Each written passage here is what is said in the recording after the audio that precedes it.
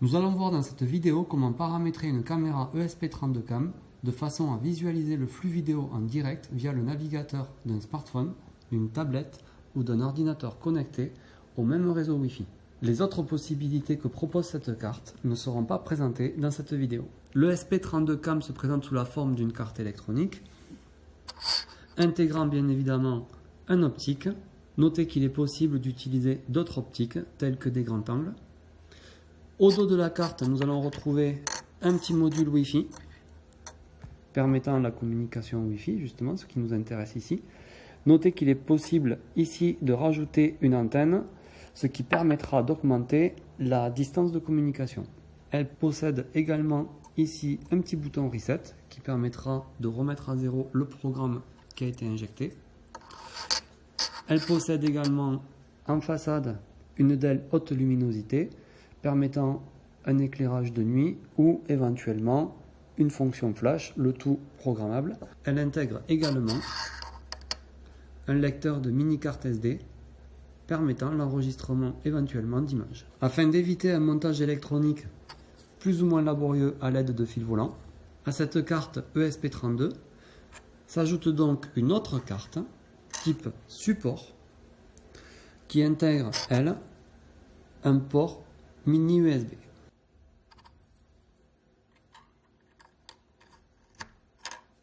Je peux maintenant connecter en USB ma caméra. Pour notre activité, je vais ici utiliser un routeur basique qui n'est pas connecté sur Internet, qui sera donc utilisé en réseau local.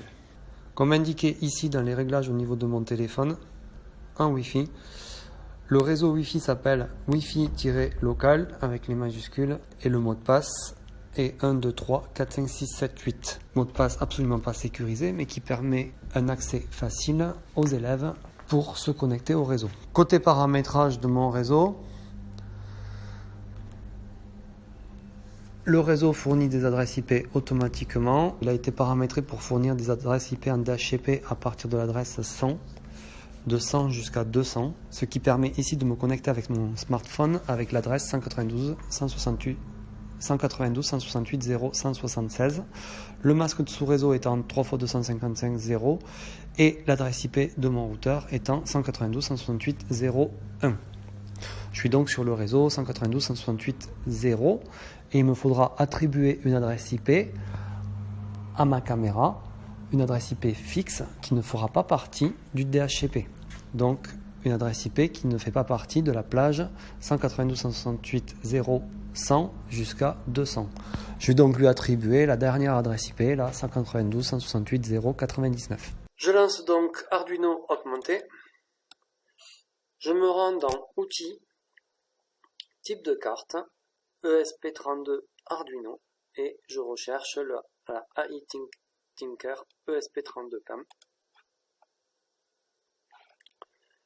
Je sélectionne ensuite le port sur lequel elle est connectée, ici le COM5, et je peux enfin lancer ici ArduBlock ESP expérimental, à différencier d'ArduBlock qui n'intègre pas la librairie spécifique ESP ou ESP32. Je me retrouve donc sur l'interface de ArduBlock et je retrouve ici dans la librairie ESP la possibilité de me connecter à mon routeur Wi-Fi. Donc config station IP. J'indique ici le nom de mon Wi-Fi.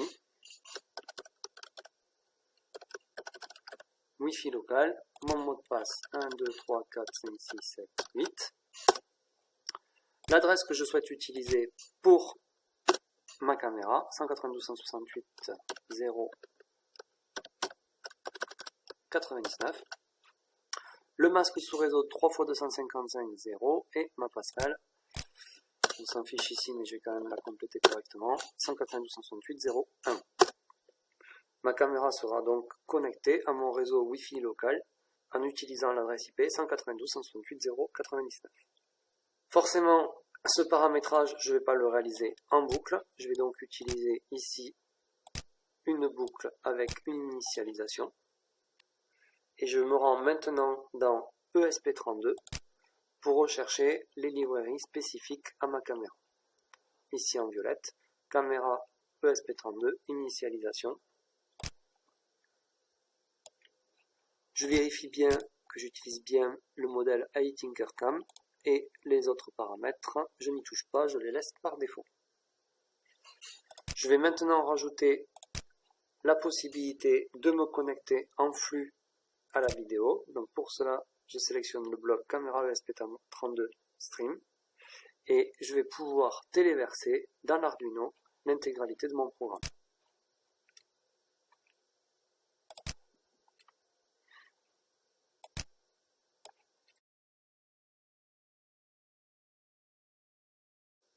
Le téléversement est terminé. Je vais pouvoir appuyer sur le bouton Reset de ma caméra. Le bouton Reset se situe ici. Je vais donc pouvoir appuyer dessus. Attendre un petit peu que la caméra se connecte à mon routeur Wi-Fi et ensuite je vais pouvoir me connecter à ma caméra. Je peux donc déconnecter la caméra de mon ordinateur et la rendre autonome, soit via une batterie type 5 volts de téléphone ou via un transformateur 230 volts USB. Je reviens sur mon smartphone, ici un iPhone, mais ça aurait été exactement la même chose avec un Android. Je vérifie bien que je suis connecté toujours en Wi-Fi à mon routeur, ici Wi-Fi local, très bien.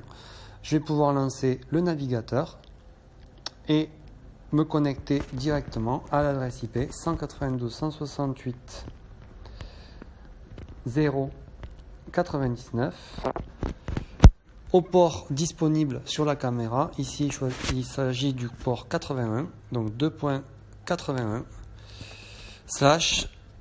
/stream pour obtenir le flux en direct. J'accède et j'ai bien un retour vidéo de ma caméra. Bien évidemment, si je bouge ma caméra, j'ai le flux en direct, alors avec une certaine latence, ça dépend bien sûr du routeur que j'utilise et également de la puissance de mon ESP32 qui est dans la caméra. Dans tous les cas, il ne s'agit pas d'une simple photo, il s'agit bien d'un flux vidéo. Vous l'avez compris, maintenant il reste à réaliser un support en impression 3D ou en usinage.